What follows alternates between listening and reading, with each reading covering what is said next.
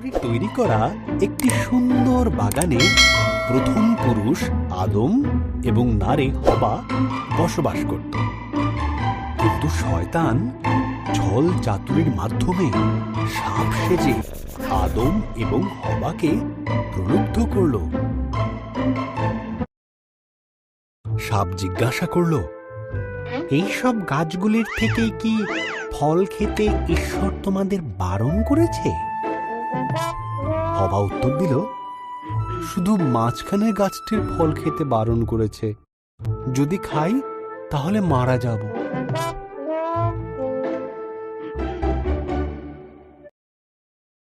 সাপ বলল, তুমি মারা যাবে না। ঈশ্বরের ওই গাছ থেকে ফল খেতে না দেওয়ার পেছনে বিশেষ কারণ আছে। যদি তুমি খাও তবে তাঁর মতন হয়ে যাবে। তিনি যা জানেন তা তুমিও সব জানতে পারবে। হবা ফলটি খেল। সে তার সঙ্গে আদমকে কিছুটা ফল খেতে দিল। আদমও ফলটি খেল এবং খাবার পরেই তারা এমন কিছু জানতে পারল যা তাদের জানা ছিল না।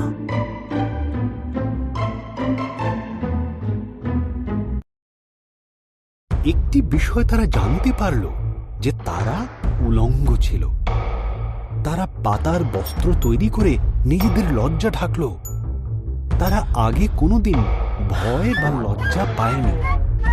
তাই তারা বুঝল কিছু একটা ভুল হয়েছে।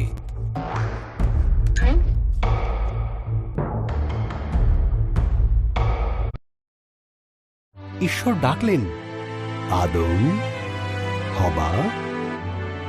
আদম উত্তর দিল, আমরা লুকিয়ে আছি, আমরা উলঙ্গ। ঈশ্বর দীর্ঘশ্বাস ফেলে বললেন, তোমরা ওই গাছের থেকে ফল খেয়েছ, তাই তোমরা জানো। তখন আদম হবাকে দোষ দিল, আর হবা সাপকে দোষ দিল।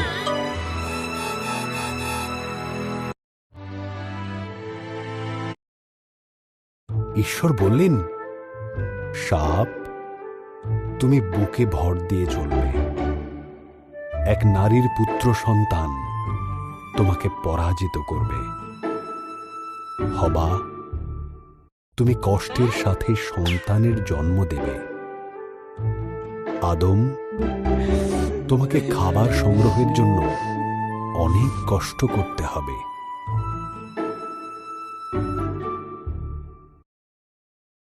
এরপর ঈশ্বর আদম এবং হবার জন্য পোশাক তৈরি করে তাদের পরালেন আর বাগান থেকে বের করে দিলেন।